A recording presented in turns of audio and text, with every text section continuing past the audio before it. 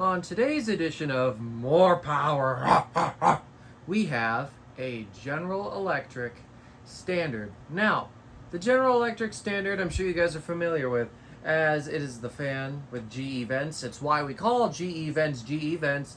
So you're like, what the heck is this? Even my friend who helped me fix it, what the heck is this? He didn't even know what it was. And he's been in the AFCA for 30 years. This was the later version of the standard. So after the classic GE vent with the more rounded nose on it, and like I said, the GE vents and the more pretzel-y irons that actually were stamped out like pretzels, this thing existed. And then this didn't last for too long here with the snap switch. Eventually they redid it, and I believe it featured then a pull chain in the center of it, and that didn't have as long of a nose on it as this one did. It was much shorter. So yeah, these are not too common. This particular one is from around 1926, 1927. I was able to decode the serial number. Also, the blades had 1926 on them, and I'll show you that in a minute. Speaking of show you, why don't we get up here for a close-up? And this is the original, well, at least this is the down rod it came with. That blade's got a split. I'm going to glue that back, and then we'll be good to go. It's in that lovely green color, as you can see. Snap switch is unoriginal. It's single speed. Actually, I'm gonna, it's actually off, but it, as you can see, it does its thing. And yeah, this has got the classic basswood blades on it here. And yeah, it's a gorgeous fan. I absolutely love these. They might be one of my favorite versions of GE fans, at least ceiling fans anyways. The tag is up here. And yeah, so the original switch in it was busted, so I put in a single speed switches. That's what I was given when I got the fan. Here's the original canopy. The down rod is not the same green color. I'm gonna buy a shorter galvanized pipe and paint it Rust-Oleum Charleston green to match this, and then that'll be good. I'm using a different rubber grommet. This had a wood grommet on it, didn't work, so I put the rubber one on it. And I don't know where it is. Oh, here it is. This was the original wood one. Well, at least what came with it. I assume somebody made this. It just didn't fit on my hook, so I didn't use it. But, yes, this is a really cool fan here. It is single speed, so I'm using a solid state speed control, and it gives me a good enough speed range, so I'm happy with it. Oh, here are the tags as well on the blades, because the blades do have the tags on some of them. As you can see, oh, God, this camera cannot. It just cannot. I hope you guys can make out everything on there. I'm trying my best. I can't control my stupid phone camera. There you go. You can really see that one good. This blade is the only one that doesn't have a tag on it. This one does.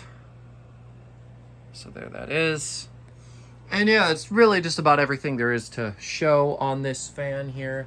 So I'm going to go throw this back in the what do you call it, in the tripod here, and then we will get going. There we go. Now I gotta use this thing like this is literally like a turnstile. Okay, where did I put my kilowatt? Is it still over here? I don't know. I made quite a mess when I was working down here, and now I don't know where my kilowatt is. Isn't that wonderful, guys? How am I supposed to test my fan if I don't have my kilowatt? I really should have looked for it before. Oh, I still haven't plugged in. I thought I unplugged it, but that's right, I didn't, because I thought we were going to bench test it one more time. There we go. Now we can do this. Alrighty, so as a standard with solid state speed controls, it starts high and goes to low. So I'll put it on low speed. It does take a second to get going. I did drop some oil in it. May end up needing more, but we didn't want to flood it, so I didn't.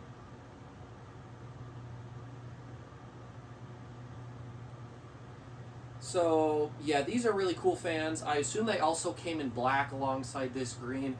I actually thought it was black until I pulled it out to work on it a month ago when I was pulling the original busted snap switch out of it. And yeah, this fan really does take you back to a different time. Looks like it would belong in an old post office or something. Thrust bearing does have a little bit of noise. You'll start to hear that more as we kick up the speed, but that's standard with these old fans.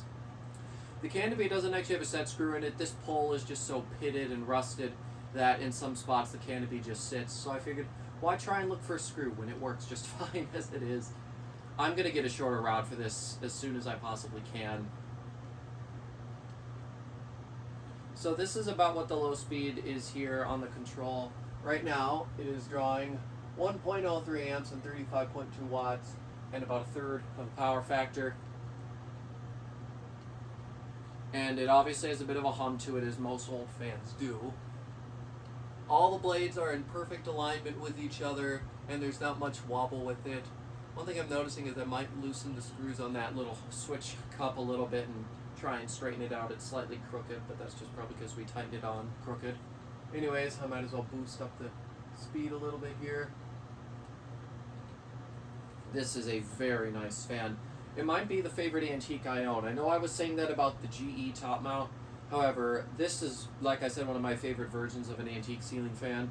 So, I mean, I love it. And it's in good shape. I mean, yeah, there's some rust patches here and there, some little dents and scratches, and the canopy's a little dented.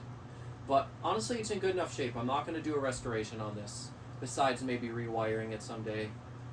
But we got it running very safe for now, and we sealed off the 2 leads for medium and low speed.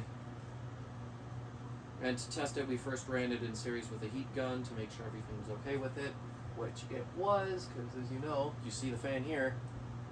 I really was not expecting to get this thing working so soon, but my friend called me today and he was like, hey, you want to work on something? I'm like, absolutely. So we powered through this and we got it done, we got it up, and I'm so glad we did. I've been waiting to see this fan installed here for a very, very long time.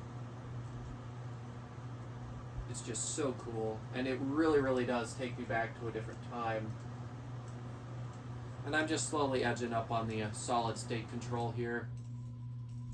You can really hear the bearings start to make a little noise. I feel like they will quiet down just a little bit as I use it more. However, I don't really want to use it too much. Mostly because it's at chopping level. Honestly, I don't think it would hurt me. Well, it would hurt, don't get me wrong. But I think it would be more likely to break a blade or split a blade rather than split me open. But still, we're not going to experiment and find out.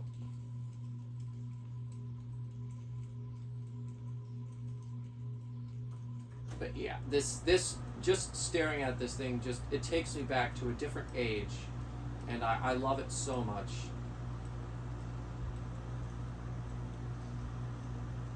So yeah, now the only antique I don't have that's functional is that old Hunter. And I'm thinking about putting a 3-speed pull chain switch in there, since my snap switch I have for it doesn't fit. And then I'm going to have a little piece of metal cut and then mount it in there to put the pull chain on. So hopefully at some point that'll get done. I don't have blades or canopy for it. That one's like the worst out of all my antiques, but I can get it running nice and good with some parts. Turn it up a little more now. Yeah, I am very happy with the speeds that this control has given me. I thought I'd have to adjust the trim, but no.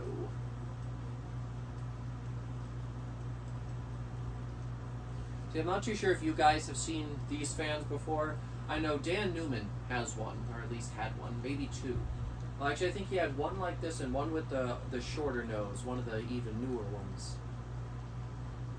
Now, one of the biggest flaws with these old fans was the snap switch being exposed like that. So many of them would get dropped or sit on the switch, and the porcelain would just crack and destroy itself. They really were not designed too well. I can't remember whether it was Emerson or a Hunter. One of the two recessed the switch up in there a little bit, and that helped out with it. Actually, it might have even been GE. I honestly don't even remember. But one of the brands did actually figure it out and do it the right way, because otherwise you'd end up with what happened with this fan here. Now, this fan did come to me untested. I didn't know if it would work or not. Fortunately, it did. I mean, I figured it would. I mean, these old fans are tanks. And yeah, we're definitely getting up in speed now. I'm just going to go all straight to high with it. And yeah, she's whipping. This thing is strong. On high speed, it is drawing 1.85 amps, 118 watts, and half a power factor. And it's blowing everything around down here.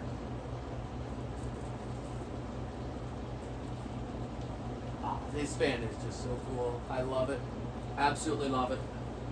Anyways, now I gotta go crawl underneath it and go grab the camera here so I can give you a close-up so you can hear that wind noise that this thing is going to provide.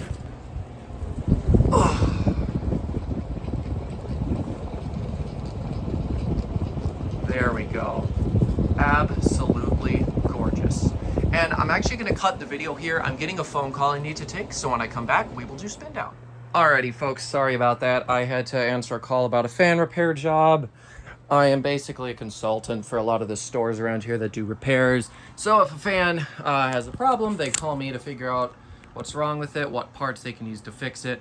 Anyways, where we were before I left off was we were about to do spin down. I just gave you the close-up of this fan. So we're going to do a 0 to high here as well. So this will be something interesting. We might as well take a look and see what kind of inrush it has. I'm going to go with big.